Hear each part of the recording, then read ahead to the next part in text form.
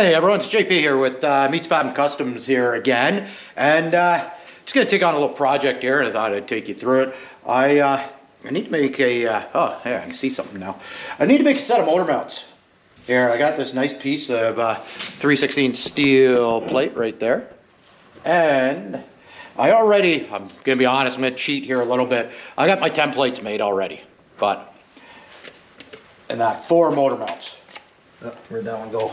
So I'm cheating a little bit here, but more or less what I did to make the engine plate is I just took a motor mount and I just more or less, actually what I did use, and these came in a set of aftermarket motor mounts that I bought back a while ago. It's that fancy plate right there. And that's to adapt from small block to big block mounts and all that is what it is, just a spacer. So all I did is I just laid it out like that, marked my holes, and then just sort of joined my points up is what I did to make that mount. So that's all I did for the templates. Like I said, I've already made a set of these. I used the old beer case cardboard, works freaking great. Coke ones work as well if you're a non-drinker. So I'm not saying you need to be a drinker. Sometimes building this stuff, it sure helps. But yeah, so that's what that is. And then this here is going to come off like this. Here's what that's going to do. And then I need one more hand. And then this is going to come like this, and I'll join in just like that is what we're going to do. So these round pieces here, right here, they're going to go in like that, and then your bushing will go in here for your insulator and everything. So we're just going to go through on how I do it, and just give me a quick little video here. Like I said, I'm using 3/16 plate right here. You know, you can get them laser cut and water jetted out. This is just, you know, if you're at home and you need to build a set of shove mounts. So yeah, so let's get started. We'll get stuff laid out, get stuff cut out, and then we'll build some sexy ass mounts here. So that's where we're at. Get this laid out. Okay, so I wiped everything down here with thinners and everything, so the marker your Sharpie will all stick good. So now I got to trace this stuff out here. So what you try to do is try to keep your longest straight edge on your straight edge here, sort of thing. So if I move this just a little bit here, my cuts get easier. You know, you got your cut here already, you're straight there already. So what I end up doing, so it doesn't move all over the place, you just go grab your roll of tape, lay it out on here, and just tape it down. Thing, trace it out, because it wants to move. So just, and then you connect your lines up later after you pull it off. But see, now that doesn't move around. So now when it comes time to trace it. So the other thing I roughly do here is lay everything out to make sure you're not going to shortchange yourself. So just kind of lay, because what we're going to end up doing on this one here at the round is we're going to get a hole saw. So hopefully we're going to be able to go hole saw, flip it, and then you only have to do two hole saws. You don't have to do 4. So you want to make sure you got enough room that you're going to be able to do that as well. You know, do a hole saw, flip this thing over, and it makes your cutting and everything easy. So that's just sort of, just kind of lay the stuff out, because metal's expensive and you don't want to be freaking wasting it. And time's expensive too, so you want to lay this stuff out and make your life as easy as possible here for cutting. And you know, it's back to, I'm kind of freaking lazy, so I don't like working harder than I really have to. So if there's an easier way to do it, then great. That's you know, that's just kind of that's kind of the way I feel on the whole situation. So there, that one there is that motor mount there is traced out already. So I took that long to trace that out.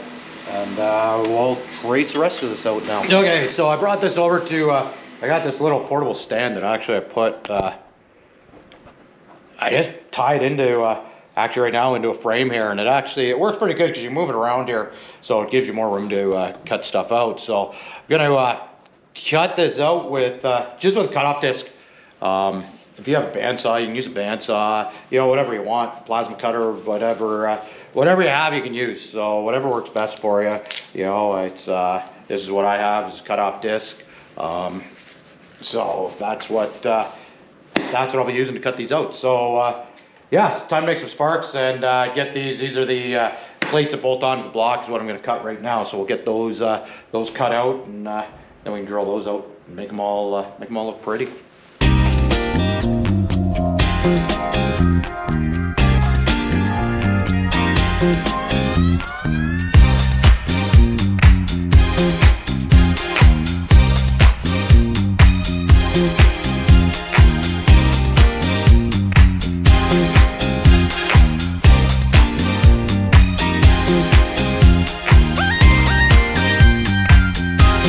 So I got the two cut out ground, so we look pretty. It looks the same. So I marked top on this as is top on this, so I know how these line up. So what I'll do now is I'll put cardboard on here again, and then I'll tape it down, and then I'll mark these centers. I'll drill these centers out in the one, get it drilled out, and then I'll lay this one and get my transfer punches here. You've seen me use these before, and I'll mark the other one instead of trying to mark them all off here, because then I know both sides will be the same. And then these plates will be ready to clean up, and then we can make these other two pieces here that I need that are going to weld on here. And so that's where we're at now. I'll grab my hammer and punch and tape this on and mark these centers, and then go over to the mill there and drill these all out nice. So that's where we're at now. So let's grab a hammer and punch here and get that done. I keep waiting for you to call. I'm thinking that I'm gonna need a miracle. Wasted again. I tell my friends I'm feeling like you're coming, 'cause I feel the sun. Okay, I got those drilled out, but a little side note here. Has anyone ever got one of those little slivers that you can't find in your hand? It just drives you crazy and you can't even find it to pick it out. Well, I learned this trick from an old welder way back when, and it involves a utility knife and the sliver. So it's in here somewhere. I can't find it. So all you do is just slide your utility knife across like this, and it ends up pulling them out. It's gone. Is all it does. It gets on these things, and it finds a little edge, and it yanks them out. So it's just a little, I don't know if everyone out there knows it. I was amazed by it, and I've done it quite a bit. And it finds it. Sometimes it'll even pull them up where you can get in and you can dig them out. And those little ones that you just, that you can't find. So that one there, actually, just by doing what I did, I actually pulled it out. And which is nice. So it's just a little trick in case you didn't know it. And for those little ones that you just can't find and you keep trying to find them so you can dig them out, just get a utility knife and just run the blade across. And once you figure out which way that went in, it'll lift it. And a lot of times it just pulls them right out. If not, it gives you enough. You can grab them with the tweezers or the tip of the knife. So just a little tech tip. And but anyways, I got the one set drilled out. You can see I got them clamped down here now. Got everything all lined up nice. So now what I do here is I just grab a transfer punch. There, that's a size. Those are 3/8. I'll end up jacking them out some more and that. And then you just you put your transfer punch in there. Actually, to be honest, I want to grab the next transfer punch is what I want to grab here.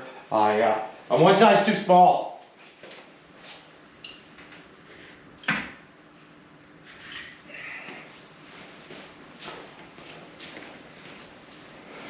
There we go. I grabbed the next size up, so now it won't.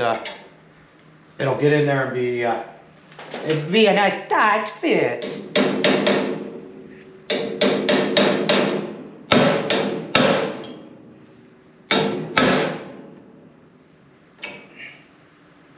There we go, that one's marked.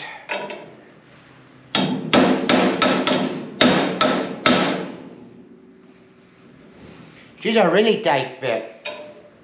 That one's marked. So if you're doing a bunch of fabrication work and all that, these transfer punches are handy, like very handy. They make your life a lot easier. Like if you're not playing the old guessing game. Here, like if you look, I don't know if you can see it on the camera, but like it's right dead center.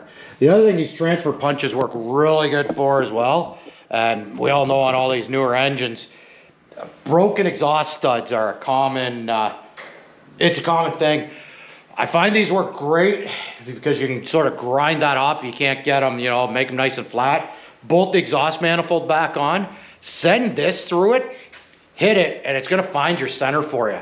And then once you find your center, you know, it's just up to you to keep your drill on the nice angle to drill it out. So that's another place where I find these work good for. And like we all know, all these newer engines, that especially LSs and the Hemis, they break exhaust studs all the time. And I've used this many times on an LS before I put them in, because you're gonna break at least one if you're lucky. And it's usually the back one. So I find these transfer punches good for that too, so you can find your center and you're not guessing. You don't want to get, especially with those aluminum heads, you know, you want to try and hit it as dead nut center as possible. So that's just, you know, another little tech tip there. Easy for me to say, heck, I'm making a mess of those two words. But anyways, we'll get these here drilled out, and we'll be able to carry on with the rest of this bracket. Okay, here, so I've got the holes here, the hole drilled out for, so what ends up happening here, if you see, I got two cut out of here. And so now that will weld into there just like that. So what I did, before I even drilled it, I found my center points. So I could just take my template, line your center points up, just like that, and then mark it out. I don't even know what I was thinking. Obviously I wasn't. I only need 2 of these. And for this, I don't need 4 like I said before. So that's all we're gonna do. I'll do there is I'll just cut this, and then I'll have the two brackets that this weld into. Then I just got to cut out the top plate. So that's where I'm at now. I'll cut these out. I already used I used my milling machine there to hole saw this out. It's just an 1 3/8 hole saw, depending on whatever size DOM you have. So for me, it's 1 3/8 outside. So that's all I did there, and then so that's the way to do it. So you only have to drill 1 hole, and you don't have to drill 2. So yeah, so we'll get this cut out, and then we'll cut the other pieces out, then we can start tacking and welding this thing all together. So yeah, here we go.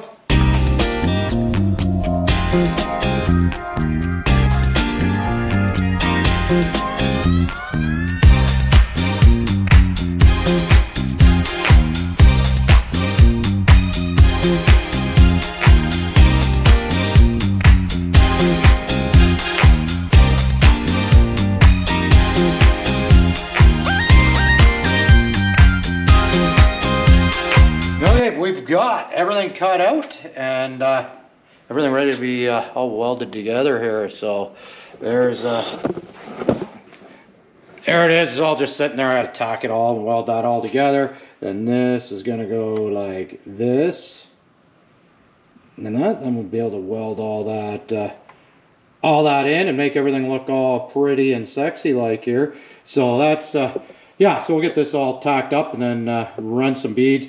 You can see here where I've cleaned up all the paint here, especially when you're or not all the paint, but all the scale off this, especially where you're going to TIG weld it, and because that scale will make it ugly. And the other thing you want to watch for is make sure like your bolt head will fit in here. If you bring this all the way down, you're going to run into issues there with your bolt head and that. So make sure that fits and everything. And like I said, we'll square everything up and make it all nice and pretty here. So yeah, let's get to doing some tack welding, get this all tacked in, and then be able to lay some weld on it. So here we go.